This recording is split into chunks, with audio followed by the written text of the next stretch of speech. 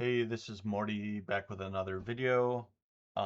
Today my video is called Everquest Legends, The Importance of a Name. And I wanted to go over something. I kind of wrote a little script. It's not really great. I just wrote it down real quick, but it touches on some points that I wanted to go over. Um, it goes over the fact that we still don't know what microtransactions are in the game, and that doesn't really matter to me right now. Um, it's just I was thinking about character slots and how I've been doing a lot of theory crafting and how I would really like to try different classes now instead of having to go through the whole rigmarole of going to Sky and doing all the quests to unlock new classes. But I get why they're making that a requirement. Um, if they do allow people to purchase extra character slots, I don't know if I um, would do that just because of what I'm about to say here. One thing that people may not be thinking about and why there's only one character slot is because of the importance of a name. So, in so many other versions of EverQuest, you can have, eight, nine, however many character slots worth of alts, and what you lose with that is the importance of a name.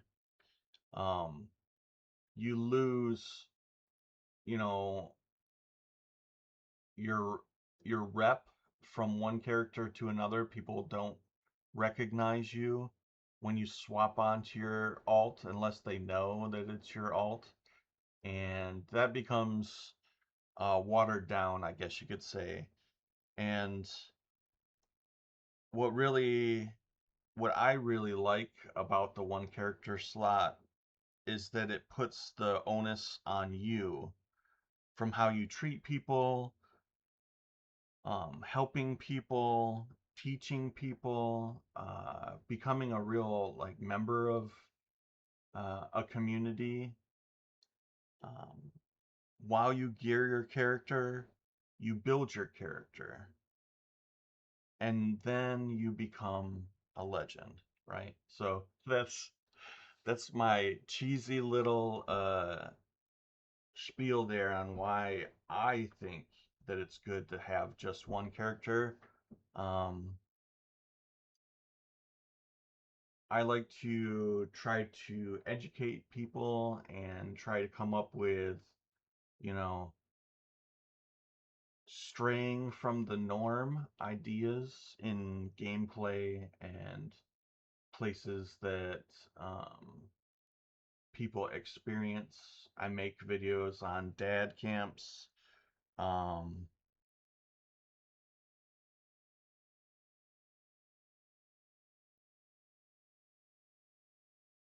I just want people to feel like they can come to my videos or my streams. Hopefully, I will be streaming a little bit more when EverQuest Legends releases. A lot of the time, I do things that are so off the beaten path. I want to kind of get it done and get it down before I give it to people so that I can make sure that, I'm not wasting their time with it. So my content will probably be a little bit delayed compared to others. Um,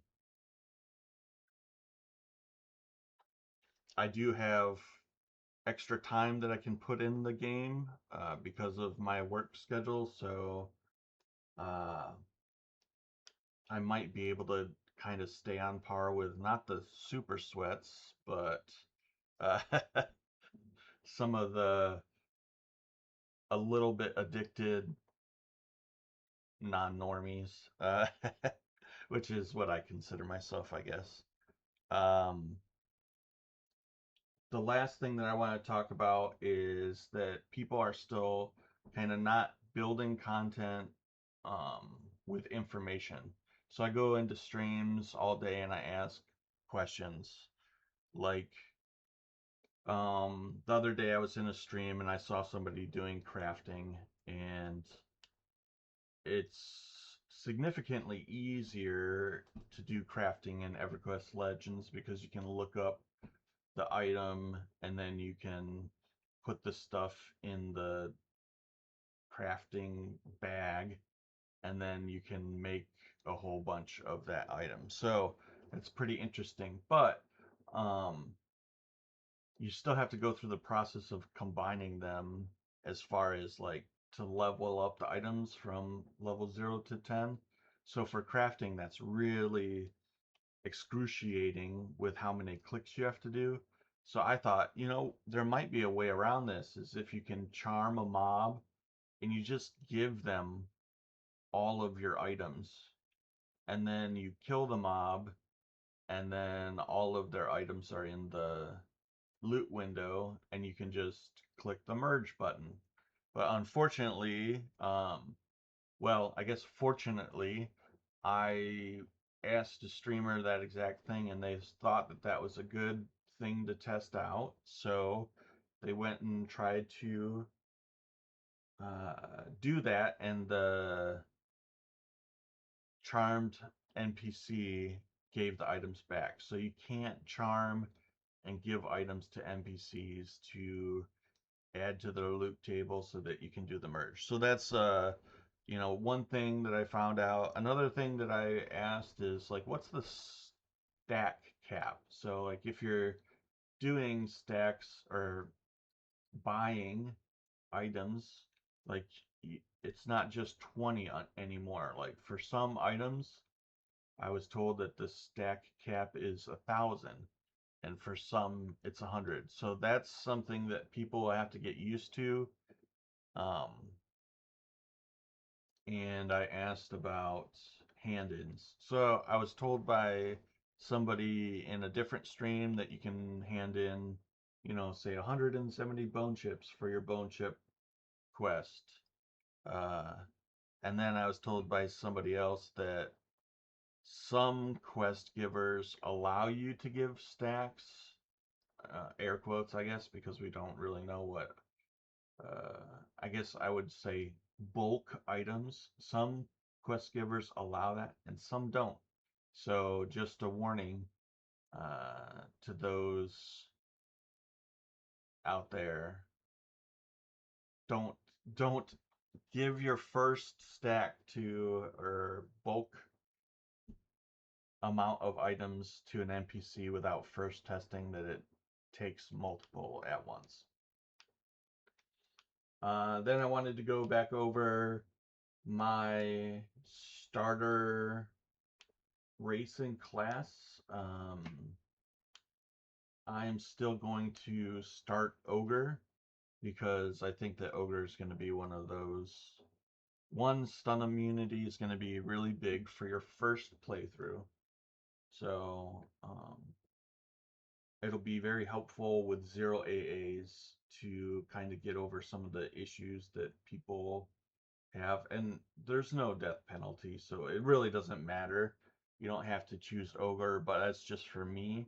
For my first playthrough, I want to do that. And my second class, I'm probably going to be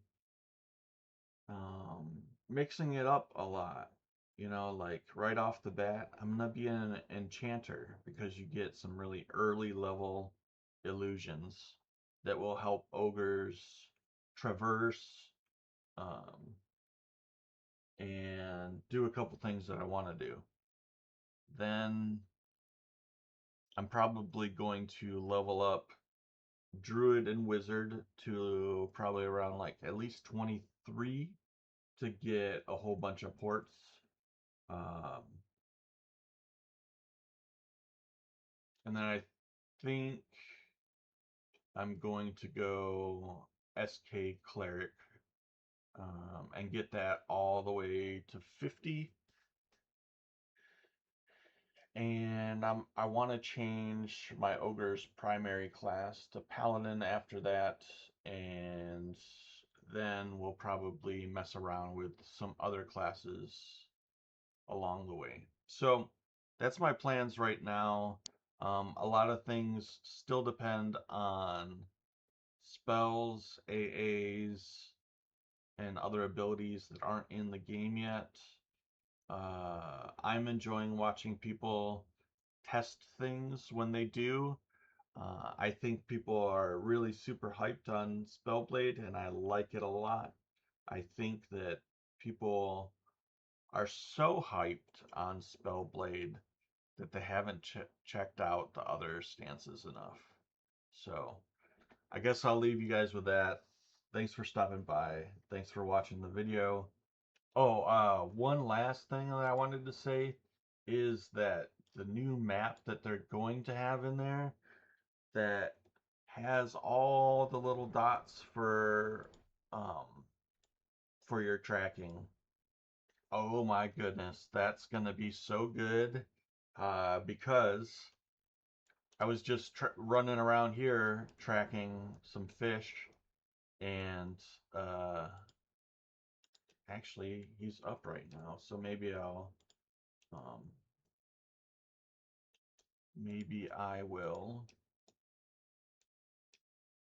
find it and kill it and show you a quest that I'm going to do.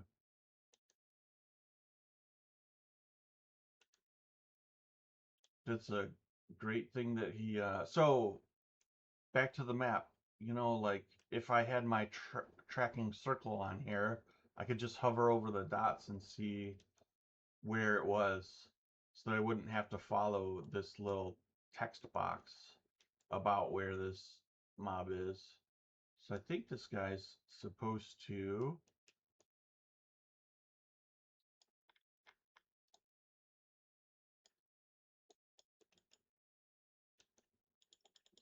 drop some fish.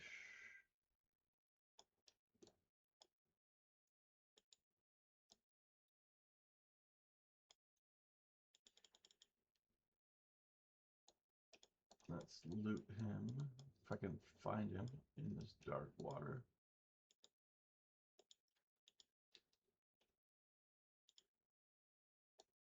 Is it edible? No? Okay, good.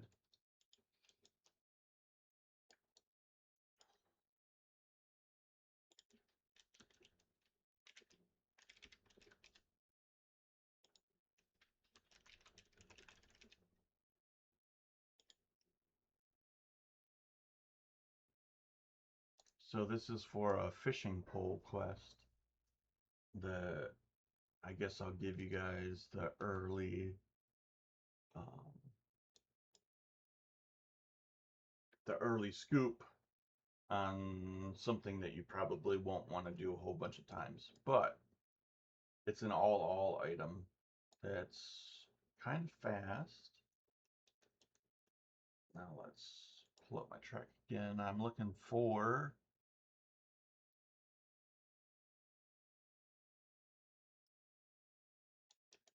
Farron.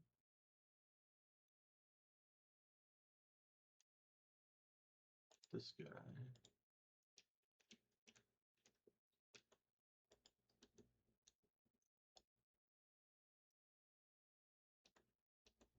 I think he's on a boat out in the water. So when I was killing these fish earlier, um, I had to swim around this whole thing. It's dark. I chose human, which has horrible night vision in this version of the game. Everything's looking brighter in Everquest Legends, so I hope that um, that's a thing. But um, here is this one hand blunt. So primary one hand blunt 317, really horrible ratio um, to start with, but your starting dagger is what, 3 and what is the starting dagger? It's like 3 and 28 or something like that.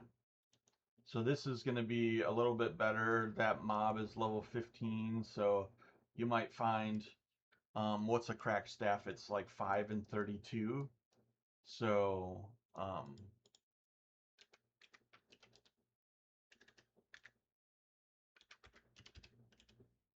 5 and 32 is 1.56. So this is better than a crack staff. You're going to be able to stack your crack staffs and level them up, but they're also worth, like 1 plat each. And as a newbie, that plat is going to be nice. So in Everquest Legends, that doesn't matter that much, I guess, because you can sell so much when you're out in the world. But there's other reasons why I want a 17 delay item. That's a repeatable quest that you just kill a fish in this moat over and over, and you turn in and you get more of these, and it goes up higher. Yeah, so I guess that's a good example of the end of the game, and like one of my secret quests that I want to do that nobody thinks about, and the reason why is for that 17 delay. It's okay if I stack it up and get like to level 5 and it does like 817, like whatever, I'm fine with that. And don't forget that you can be not KOS to these guys, and you can do 4 different levels of uh, farming in a minute for those fish. So it's not going to be super hard to get this leveled up, but I'm definitely not going to work on getting it to level 10. That would be funny, a 13, 17 item. But anyways, I'm rambling now. Hope you guys enjoyed the video. Just remember, um, it's gonna be, and everybody can play on their own, but it's great to have friends on EverQuest Legends. So help people out, be nice, invite people, chat with people, um, build your legend. Take it easy. Peace.